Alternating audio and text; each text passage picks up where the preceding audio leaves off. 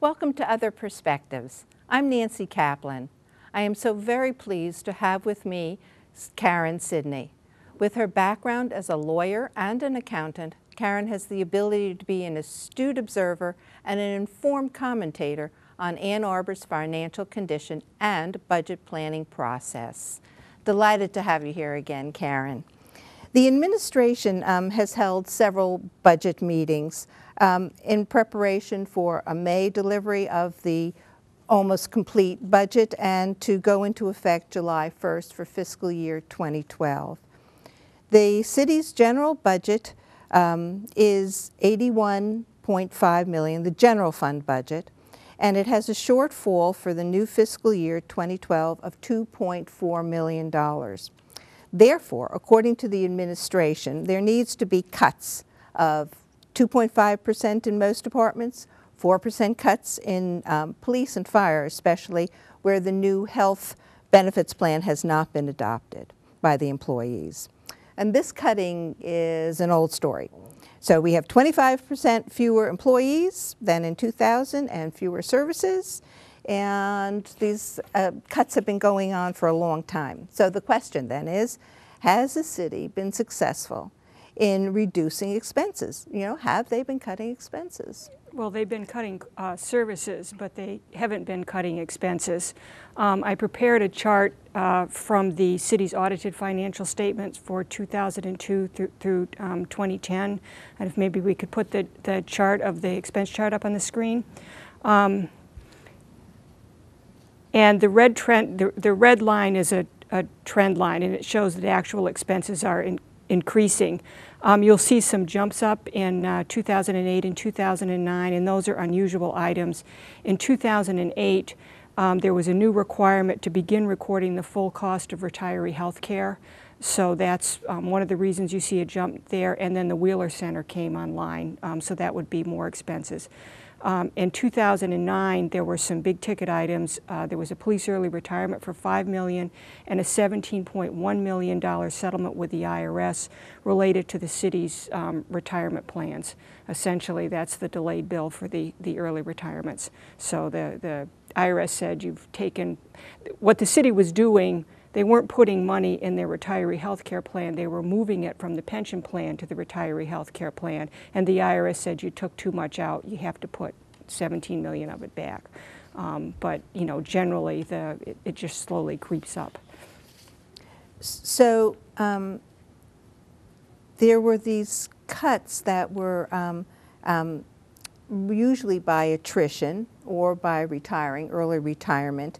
But now the city is saying that they might have to lay off police and fire, and maybe over the 2-year budget period, 27 officers. And so is this why, I mean, is this police fire thing, is this why we haven't actually been saving money? I mean, we have 25% fewer FTEs, but still the wages and benefits don't seem to be keeping up with the 25% plus, a little over 25% cut that's been in staff. Well, the city has cut employees, but not as much as you would think from the number of employee decrease. Actually, recently, I think it was on EMU, Fraser said there was employees had been reduced by 30%. And you have to understand, when he's talking about employees, he's talking about budgeted employees. Those aren't real people. It doesn't, you can have a budgeted employee and there's nobody filling the position.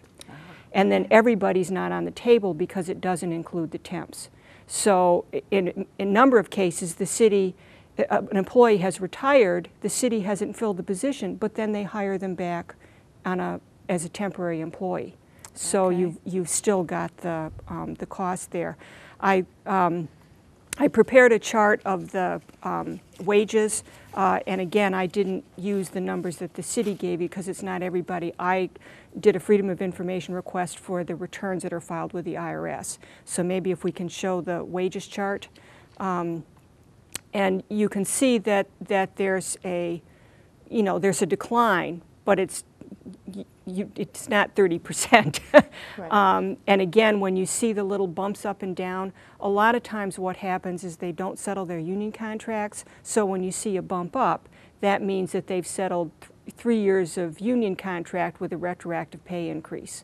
Or when they do early retirements, there's costs that are associated with that jump in there. So that's why I like to show the trend line, so that you can see that yes, there's a decline, but it's not sharp.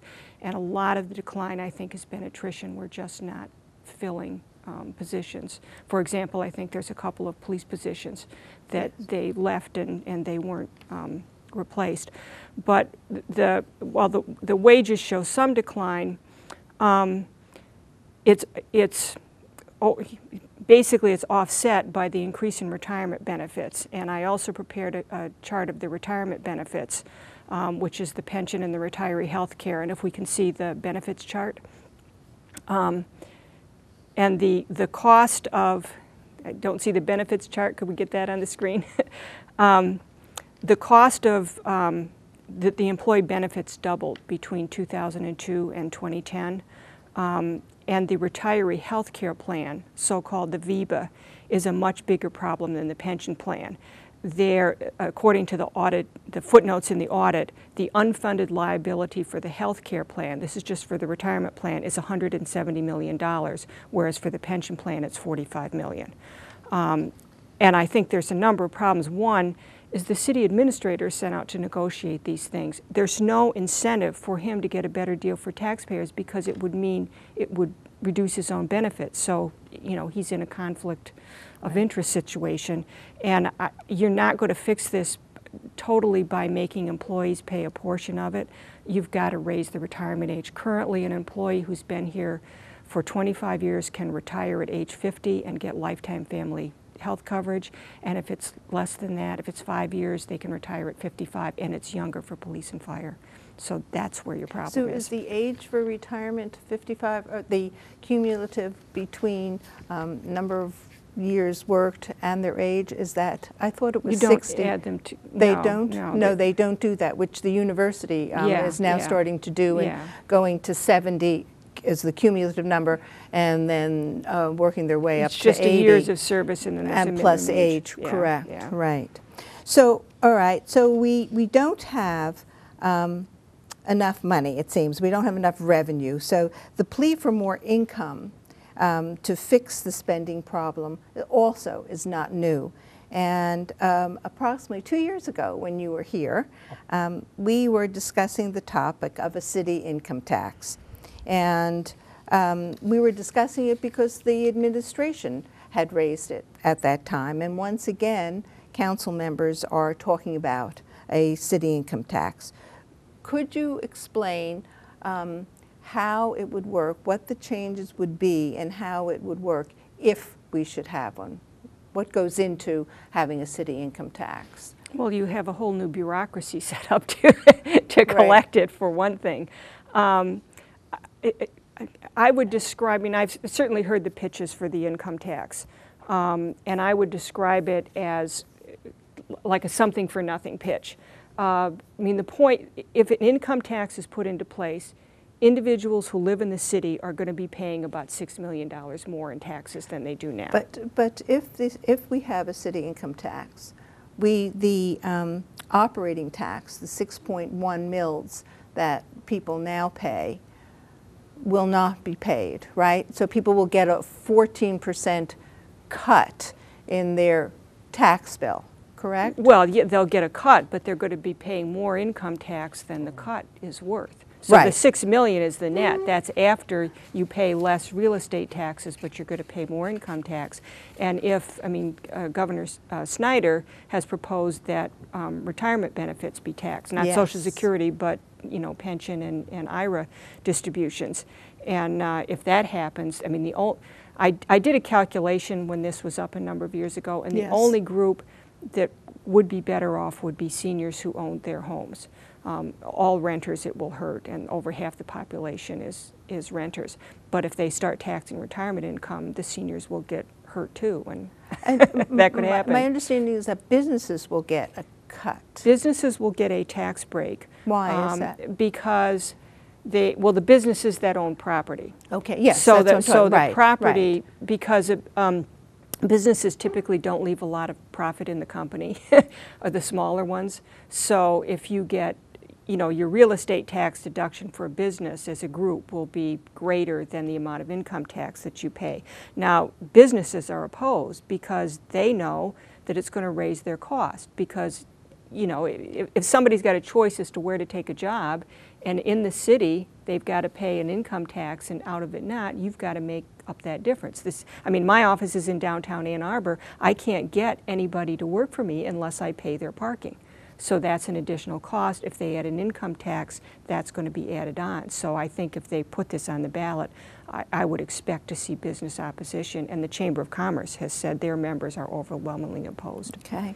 So there are some council members, and the city's online income tax feasibility frequently asked questions obviously come out for it. And then there is an online commentator, local in Ann Arbor, mm-hmm. and has written several articles making the case for an income tax. And local Ann Arbor is saying that we have a structural problem, so that we're too dependent on property tax. So, and implying that the levels that we once had may not come back. The house valuation may not come back. And in the long run, seeing an income tax as being more stable because primarily of the university being a big employer. And if we have an income tax, then those who visit and who work in the city but don't live here will pay. And that number is growing. And then finally, that 40% of the property in Ann Arbor is non-taxable between the university and parks. It's approximately 40%, so that there's a limited opportunity for growth in property and new taxes. And so I was just wondering, I hope I've quoted local in Ann Arbor correctly, but essentially saying that at least it should be on the ballot. And I was just wondering how you take these points that have been made. You made an awful lot of points. Well, I mean, we can go back to structural problem. Let's, I think the structural problem they have is they refuse to stop spending. I mean, we're still talking about, contributing $10 million gift to the university for the Fuller Road parking structure. I mean, we're talking about doing all of these big subsidized projects. I mean, I've certainly, from a personal standpoint, I'm not willing to give them more money until they start using what they have more wisely. And certainly if you look at real estate taxes, it's not going down, it's more leveled off. And we've heard about Pfizer for years and years, and while it's true, I think this year, in 2011, is when you'll get the rest of that, but we've already taken some of that hit already, and I think on the city level, maybe it's a couple million, and all of that's not going to go to the general fund.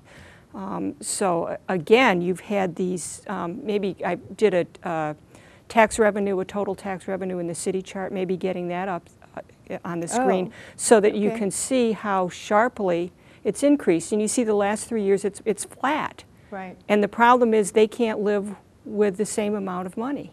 Right. That they need more. I mean, we have been hearing for almost this entire period that there's not enough money, and yet real estate taxes are going up because the taxable values keep going up.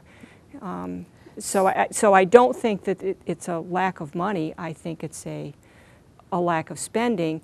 As far as the university being here and having land, and a lot of that 40% of the untaxed land is parkland. But I think that the parkland being here and our park system means that the housing prices stay up because people will pay more for a house here. So if we didn't have those park system and that untaxed land, we wouldn't be having such high values. So I very much disagree that, that there's something wrong because, I don't think we should start developing the parks, but that's what we're talking about doing. Right. Right. So the tax, if we had a city tax, the range that they're saying would come in would be 8 to 14 million, and Yeah. it takes 3 million to set it up. Well, I understand it was 3 million to 7 million. And Right. watching the city expenses, I think it's going to be more the 7 million. Right, and then 3 million annually. So, and then also we wouldn't know what the exemptions would be. There's a way to, as you said, seniors would come out the best, but Well, seniors come out best because Right. their Because retirement there was income isn't right, taxed currently. Right, and there are also exemptions. So do you agree that it should be put on the ballot? Or do you think that it shouldn't be put on the ballot? The question of having a city income tax? I'd probably vote, if I were on council, I would vote no to put it on the ballot because I don't think that a justification has been made.